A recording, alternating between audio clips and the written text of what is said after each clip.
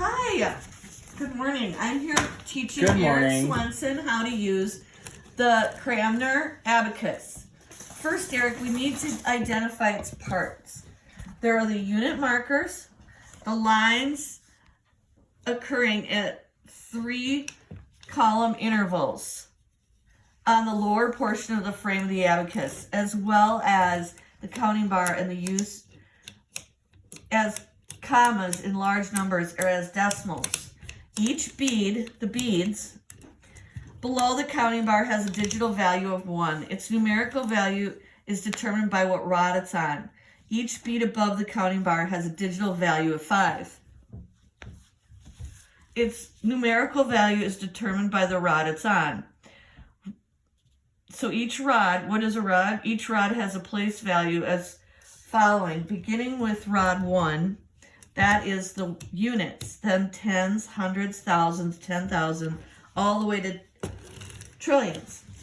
The single bead above the counting bar has a digital value of 5, and its numerical value is determined by the rod. We have a couple of terms to go over. To set is to write a number on the abacus by pushing beads against the counter on the rod with the appropriate value. Count is to move beads one at a time towards the counting bar while counting numerically each time a bead is moved. Clear is to move beads away from the counting bar. In subtraction and division, we'll use a term called return to push a bead or beads towards the counting bar in rules for subtraction and division.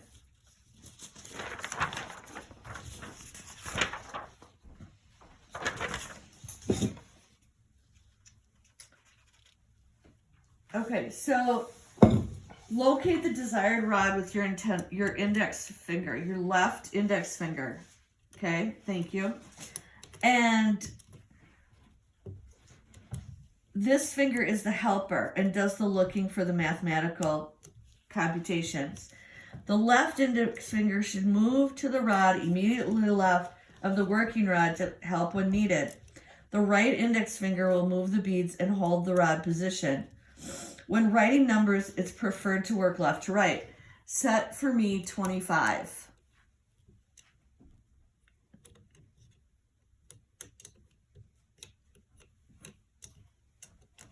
Excellent.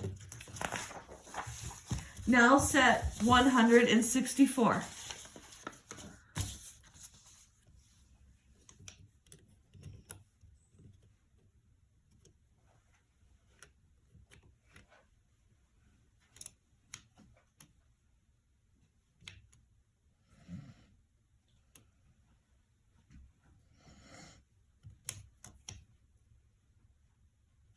Excellent.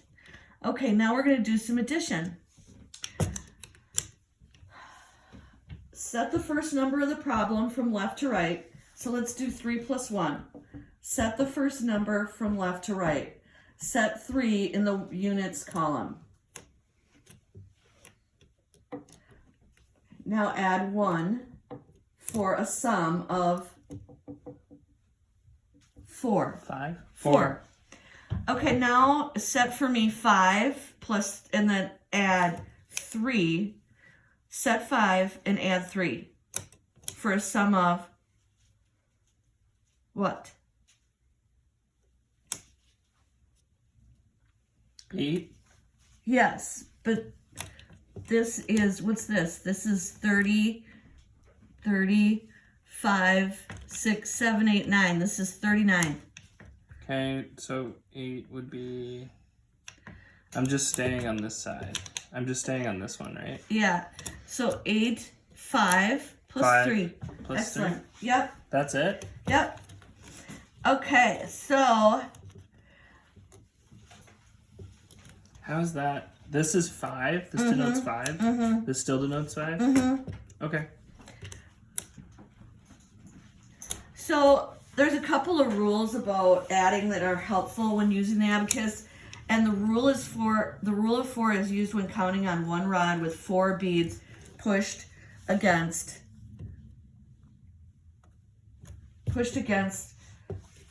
the counting bar, and you need to count at least one more. On the next count, move a 5 bead to the counting bar and clear all 4 at the same time. So now, to demonstrate this, Eric, show me 4 plus 1. What's 4 plus 1? Excellent. The rule of 9 is another rule that we need to work on, and that rule is used whenever you're counting on one rod and you have all the beads. So show me 9 pushed against the counting bar, and you must count at least one more. On the next count, move 1 bead on the tens rod to the counting bar and clear all the beads in the units bar. You got that? Let me see. Well, that's 50. So then you're going to clear these 2, and then that's 10. Oh, got it. Okay. Okay, now set 8 plus 4 for me. 8 would be this. Plus 4 would be...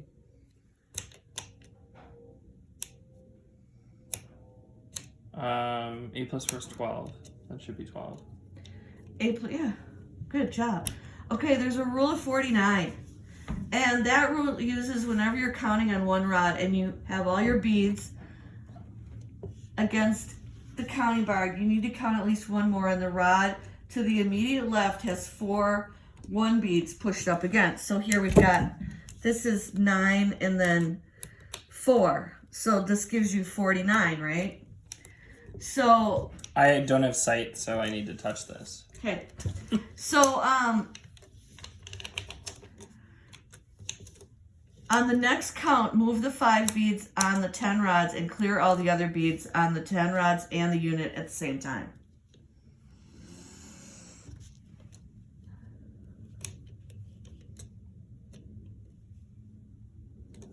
What am I trying to do here? Move the 5 beads in the 10 rod. Okay, so then we're going to do that, right? And then clear all the other beads on the 10 rod and the units on the same time. So let's, for example, do 40, 48. 48 would be, okay, and then we're going to say plus 3. So how are you going to add 3 to that? So we go past, add 3 to 48? Yeah. That's easy. So easy. Excellent. Perfect. You got it. Easy. Okay. Now for subtraction. There's a couple of rules around subtracting on the abacus I'd like to go over with you.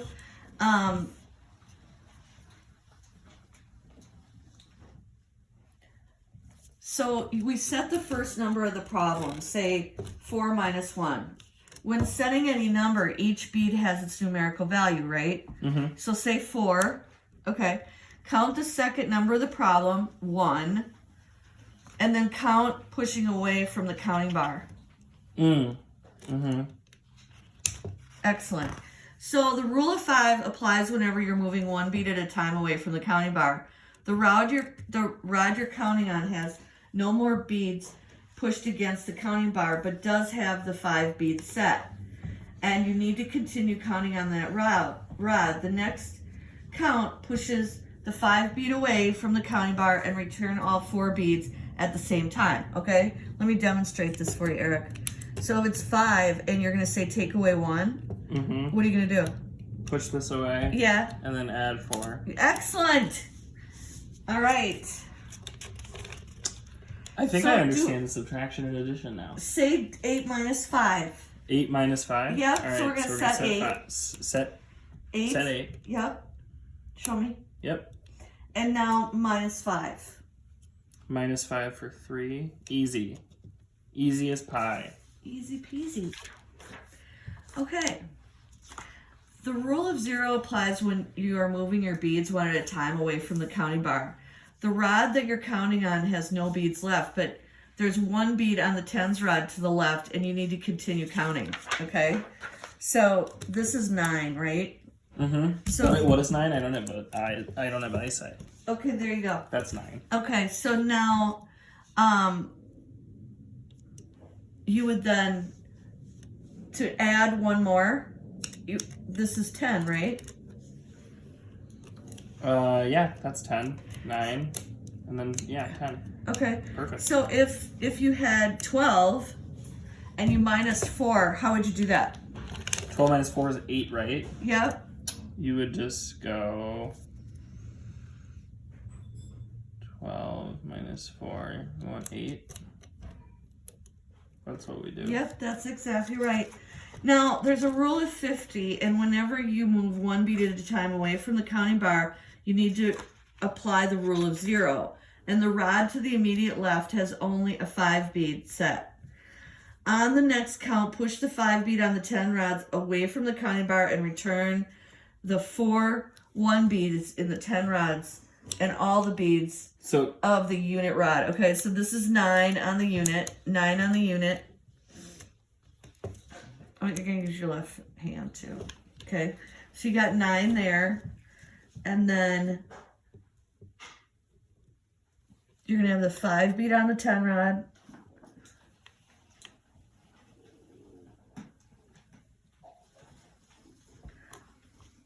So we set the number of the problem. Count the second number as you push away the beads. So let's say set 2 or 7 or 28. Let's set 28. Okay. Okay. 28 is that. Okay, 28. Now, take away 10. 18. Excellent. Okay, now public multiplication. So it's important that students know their multiplication tables when doing multiplication on the Abacus, and there are a couple terms that you need to be aware of. We call the number that's being multiplied the multiplicand, and the number that tells how many times the multiplicand is being multiplied, the multiplier, and the product is the answer. Okay? So set the multiplier. When using the Abacus for multiplication, more areas on the Abacus are used. The product will be written on the right side of the Abacus and can be read using rod values. If the product is 24, there'll be 2 1 beads on the 10 rods and 4 on the units beads. Can you show me that, Eric? 2 yeah, I did it. And that's 24. 24. The multiplicand is set at the extreme left. Okay? The extreme left. Yep. So on the other side. Right here. Cool. Okay. So what were we multiplying 24 by? Well, we can multiply it by 4. So you'd put that by 4.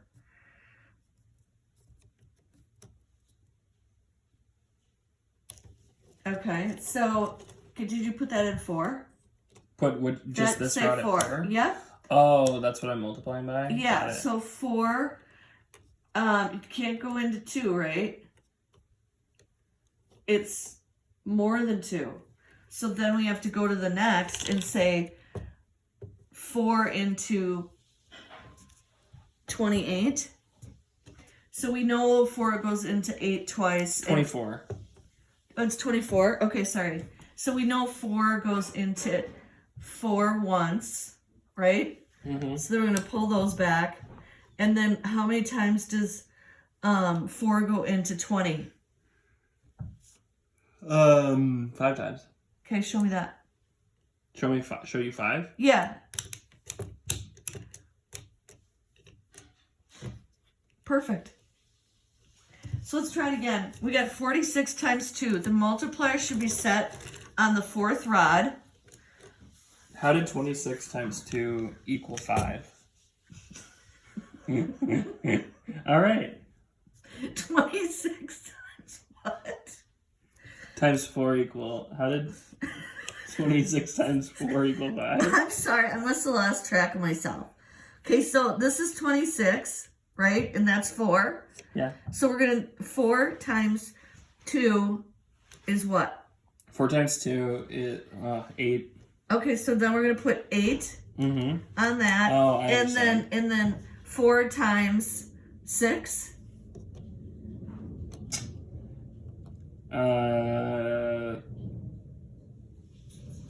Yeah. 4 times 6 is 28. 78, yeah.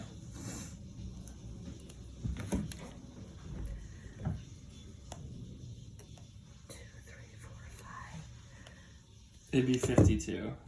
Or wait, 26 times 4. Just doing some math here. 104 is the answer. So So let's practice how we got there. So I'm like an elementary school child who can't just do the math in their head. Yeah. Okay, understood. So I am so lost on this multiplication. Okay. All right, let's start over. Okay. There are 3 things. What's being multiplied by is called the multiplicand. The multiplicand. And the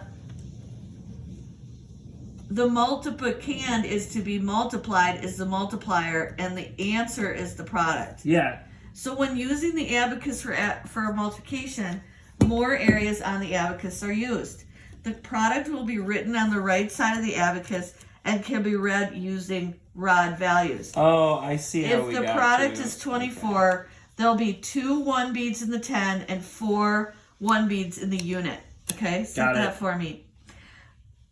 The multiplicand is the set on the extreme left.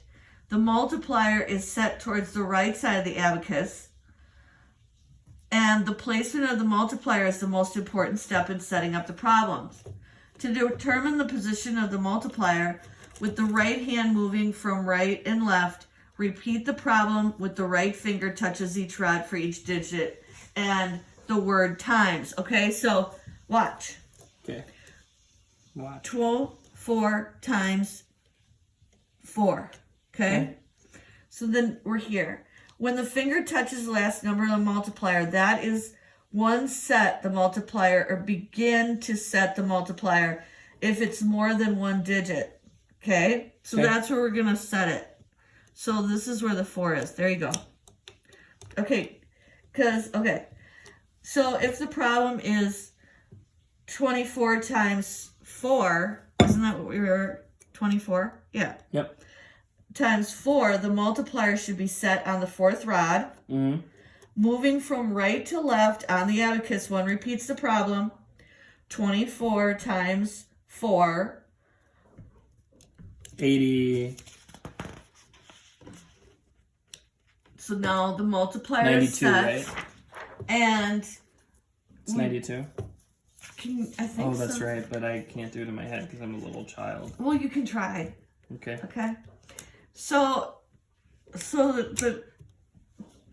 you want the product answer is referenced to as the product, and the product sits on the right side of the abacus. I understand. So that's I understand multiplication now. Okay, great. I'm fully understanding. I know all of the rules. Okay.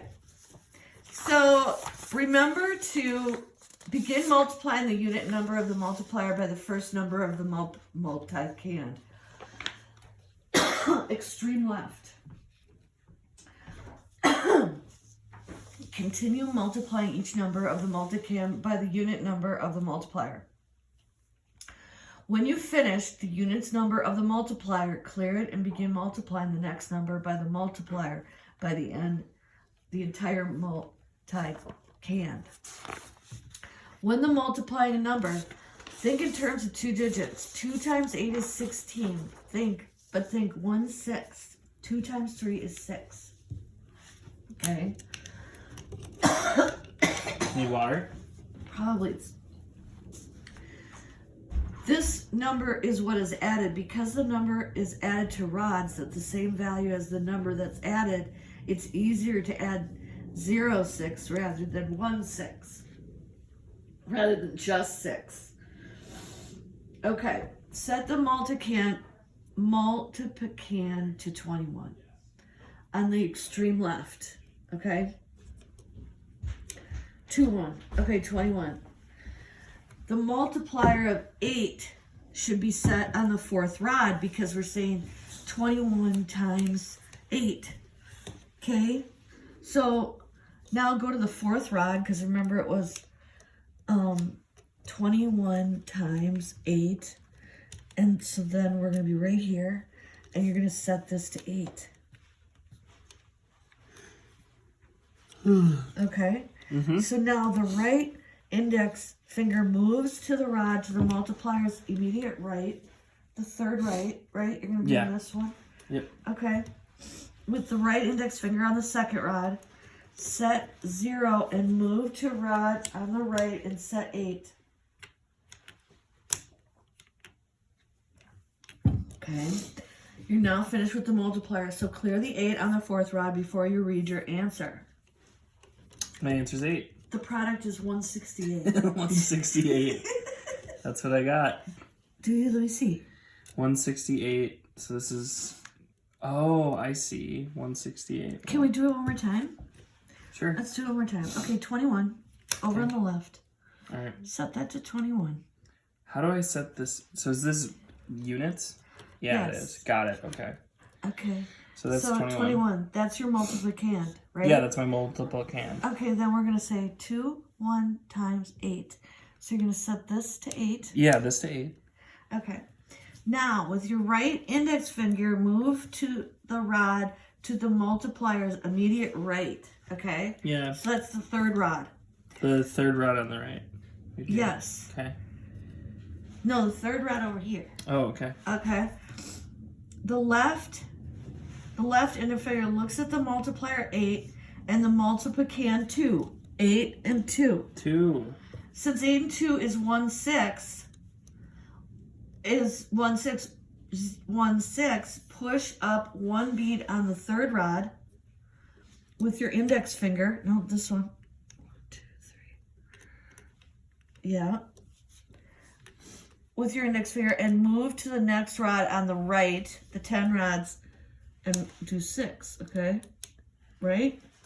Got it? Okay, now, what's Clear. 8 times 1? 8. 168. Oh, I understand. Cool. Got it? Yeah, Okay. I understand. Now we gotta do division. Really quick. We're almost home running here. Multiplication is really difficult on an abacus. My brain could just do it. So now division is a little bit the same sort of jive. Mm-hmm. So we consider an example like 92 times 4 equals 23. When using the abacus, the divisor,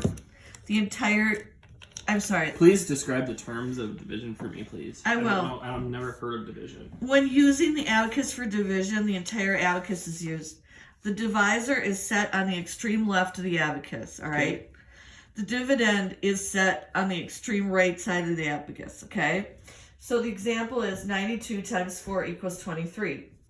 The divisor is 4, so you set 4 on the extreme left. Yeah, Set that 4. looks like multiplication, but it's 92 divided by 4. So then, and the dividend, 92, is set on the extreme right of the abacus. 92. Excellent, great. The quotient is written towards the left of the dividend. Mm-hmm. Quotient is not written on rods or equivalent place value. There should be 2 empty rods left after the quotient if the quotient is a whole number. If there is a remainder, there'll be 1 empty rod separating the quotient from the remainder. After a problem is set on the abacus, each time you divide the divisor into any part of the dividend, right? Yeah. So which one's the dividend? The dividend Is the far right. is in the 92, right? Yep. And the divisor is what? The divisor is on the far And that's left. 4. 4. So every time you're gonna divide moving from left to right into the first number. So how many times does 4 go into 9? Twice. Okay, So 2? Yeah, let's make sure we're in the same spot. Okay, the first number of the divisor, if more than one number for the first number of the dividend. Here are some rules for comparing the divisor and the dividend for setting the quotient. If the divisor is equal to or smaller than the first digit in the dividend, is it equal to or smaller than the first digit of the dividend? Is the divisor... Okay, wait, our divisor is 4, our dividend is 92. Is the divisor equal or smaller to 9? Is it smaller or equal to 9? Yes. Yes. Skip one rod to the left and hold that rod. Okay, just hold that rod. That rod is where you will set the quotient. Okay? Mm-hmm. So if the divisor is larger, we do something else, but let's make sure we get this figured out. You must compare each time before you divide. So if we set the dividend to 92 at the extreme right of the abacus, compare the divisor 4 with the dividend 9. The 4 is smaller than 9, so you can skip a rod and place your right finger on the 4th rod. Yep. Divide 4 into 9 2 times, so set 2 on the 4th rod. Oh, on the 4th rod, yeah. Okay. Multiply the 2 in the quotient times the 4 of the divisor. Multiply the 2, the second of that. Okay. Multiply the 2 in the quotient times the 4 of the divisor, which is 8. So which 8. part do I put 8? So where do I put the 8? Yeah, let me help you. Where do I put the 8? Well, That's this is 92, okay? That's not where 92 goes. Oh, you're right. I'm so sorry. That was my fault. Okay. I'm brilliant. You are brilliant. So, 92 on the extreme right of the abacus. Yep, that's what I have. Okay. I have that there, but So and then then I have 2 over here, which is the quotient Yep. to the left of. And it was larger then, so I made it 2 over here. Yep. And then that's a 0. And then this is 0, but it's 23. Okay, so it's just 23. That's easy. Okay. I understand division now. Okay. Set the 3 on the 3rd rod. So do we have it right? Yeah, I have it right. But this isn't... Compare the divisor. You now have 12 remaining on the abacus in your dividend, right? Yeah. Yeah, we do. Where's the 12? Right here. Yeah, but this is the ones, tens, hundreds. Oh, yeah, that's right. Can we do this one more time? Let's just do this one more time and then we'll be done. Okay. It's not working anymore. Yeah, it is. It's still recording. It's just at 10%. Okay. So, let's start over. All right, set the dividend at 92. Bang. Okay. Now, compare the Divide by divisor 4, yep, with the 9 in the dividend. The 4 is smaller than the 9. So we go over 2. So we leave one open and we go over to this one. Okay. So now your index finger is on the 4th rod, right? Yeah. Okay, divide 4 into 9 2 times. So set 2 on the 4th rod. Yeah. Okay? Set 2 on the 4th rod. Divide 4 into 9 2 times. Okay, sorry. Multiply the 2 in the quotient times the 4 of the divisor, which is 8. Okay, so now we're going to set 08.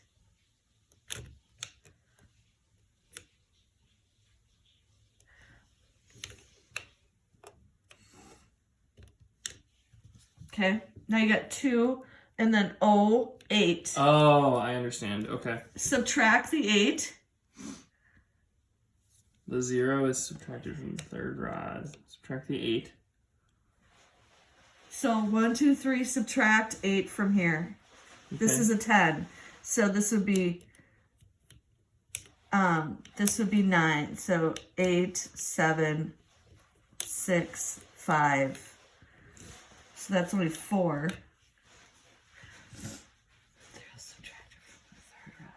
0 subtracted Now we have from 12 the third. remaining. Cool. Oh, there we go. Almost. That's 12 remaining. Okay. So compare the divisor with the 1 of the dividend 1. The 4th is larger than the 1. So you move your finger to the rod, to the immediate left, and divide the 4 into the 12 and the 3 on the 3rd rod. Yeah. Understood. Good job. Thank you. Thank you, thank you. Good job. Thanks, Eric. Oh my gosh. This thing is so crazy. Okay. Whoa. Whoa! Okay, so it's 30 It's still minutes. recording. Oh.